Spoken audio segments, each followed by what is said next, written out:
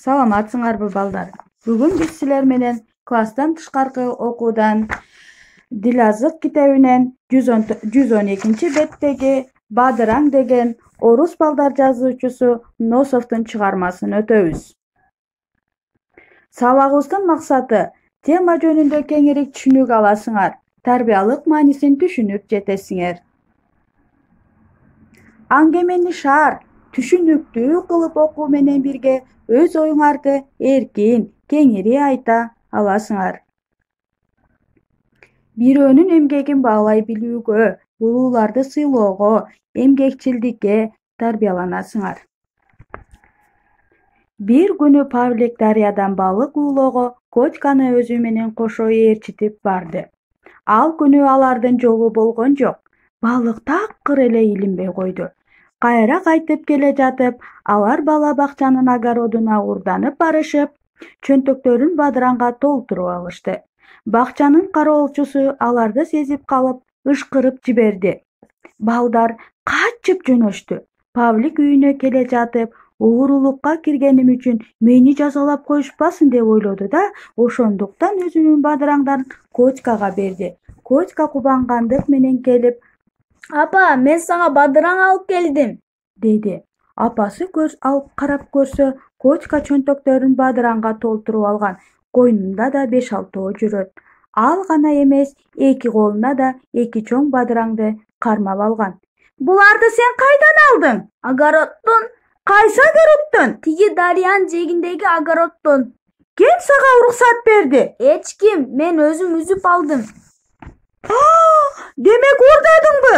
Жок, уурдаган жокмун. Тим эле Павлик деле алды. Ал эми мага алууга болбойбу? Анан мен да алдым. Котька бадыраңды чөнтөгүнөн алып чыга баштады. Токто, алып чыкпа, деди апасы. Эмнеге? Буларды азыр кайра кайтарып алып баргын. Мен муну кайдан алып барам? Аларды жөкө өскөн жеринен үзүп алгам. Баары бир алар кайрадан өспөйт. Эч нерсе эмес. Ошол жөкө үзүп алган жериңе кайра алып барып, тест коюп койгун. Анда мен буларды ыргытып жиберем. Жок, ыргытпайсың. Сен аларды тиккен жоксуң, өстүргөн жоксуң. Ошондуктан аны ыргытууга эч кандай акың жок. Уктуңбу? Котька ыйлай баштады. Анда кароолчу бар. Ал ышкырганда биз качып кеткенбиз.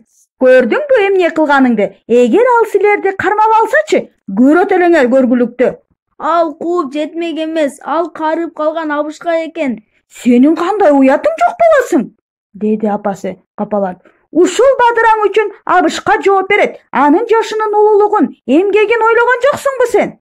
Апасы Котьканын чөнтөгүнө бадыраңдарды кайра салып баштады. Котька бакырып ыйлап, «Мен барбайм, абышканын мылтыгы бар. Ал мени мылтыгы менен атып өлтүрүп салсачы», деди. Эмне кылса, ошол кылсын. Ууру бала болгондон көрө таптакыр менин баламдын болбогону жакшы.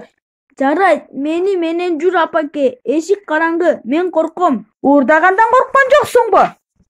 Апасы Котьканы чөнтөгүнө батпай калган эки бадыраңды анын колуна карматты да эшикке чыгарып жиберди. Же бадыраңдарды алып барып бер, же үйдөн таптакыр чыгып кет. Мен уурулук кылган балады бала кыла албаймын.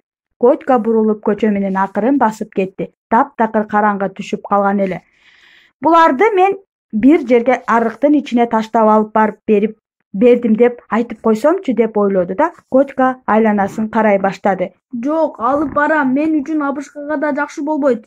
Ал көчө менен ылдый кетип бара жатты. Ал коркунучтуу эле. Павликке жакшы болду деп ойлоду Котька. Ал мага өзүнүн бадыраңын берип коюп, өзү үйүндө отурат. Котька кыштактан чыгып талаа менен кетип бара жатты. Айланада бир да жок. Ал корккондугунан огородко кантип жетип, бакырып ыйлаганын билбей калды. «Сен эмне ыйлап жатасың?» деп сурады.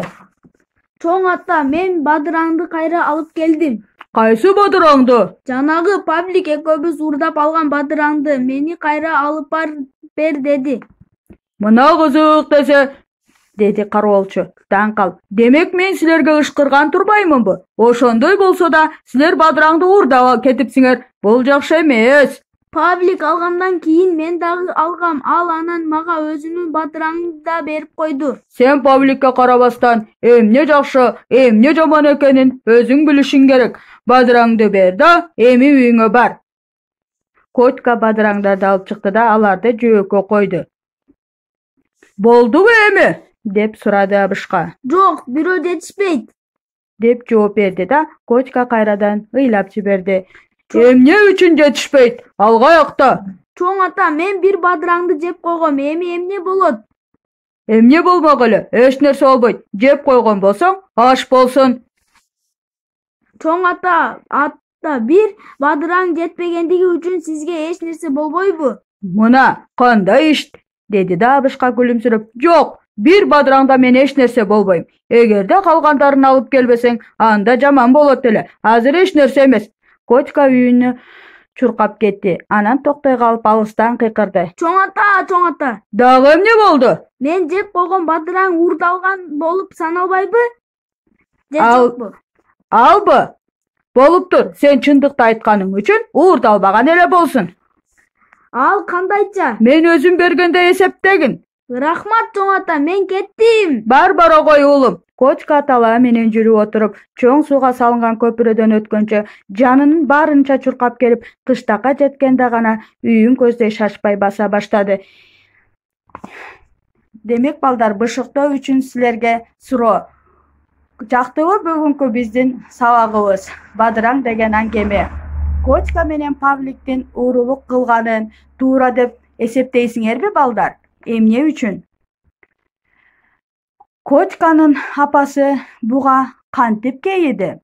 Абышка эмне үчүн Котьканы кечирди деп ойлойсуңар? Өзүңөрдүн оюңарды айтып бергиле. Анда эмесе үйгө тапшырма балдар. Уурулук жана чынчылдык сапаттарга дептериңерге жакшына кылып, өз фантазияңарды иштетип, кластер түзгүлө. Анда эмесе мен силерди жакшы көрөм. Көрүшкөнчө саламатта калгыла.